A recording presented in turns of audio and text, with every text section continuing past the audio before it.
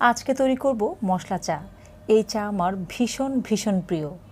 যখন আমি খুব বেশি কাজের প্রেশার থাকি তখন এই মশলা চা আমার সমস্ত কাজের ক্লান্তি দূর করে স্বস্তি এনে দেয় এবং ফুরফুরে মেজাজে বাকি কাজগুলো করে ফেলতে পারি।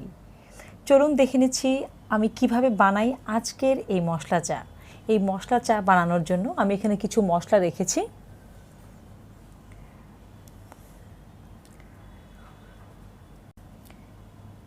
এখানে রয়েছে স্টার অ্যানিস একটা, আমি কিছু দারচিনি নিয়েছি, আদা কুচি, এলাচ নিয়েছি এবং গোলমরিচ এবং লবঙ্গ একসাথে বেশ কয়েকটা নিয়েছি, তেজপাতা, আর রয়েছে ফ্রেশ চা পাতা, চিনি রয়েছে পরিমাণ মতো, আর নিয়েছি দুধ। দুধ এখানে আছে হাফ কাপের একটু কম।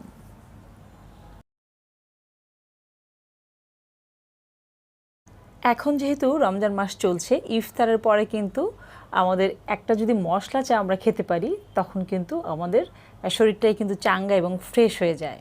তাই ইফতারের পরে এরকম একটা মশলা চা আপনারা খেতে পারেন। আমি প্রথমেই একটা সসপ্যানে পানি দিয়ে দিচ্ছি। আমি পানি দিয়ে দিচ্ছি এখানে 2 কাপ। আমি দিয়ে দিলাম একটু লবঙ্গ, একটু গোলমরিচ এবং দারচিনি, দিয়ে দিচ্ছি আদা কুচি, একটু তেজপাতা দিয়েছি, স্টার অ্যানিসটাও দিয়ে দিচ্ছি।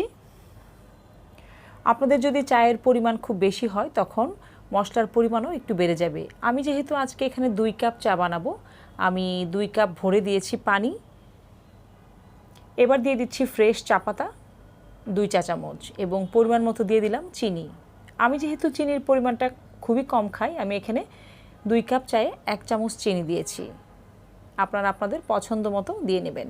আমি দুধ দিয়ে দিয়েছি হাফ কাপের একটু কম এবং দুধটা কিন্তু খুব বেশি ঘন না।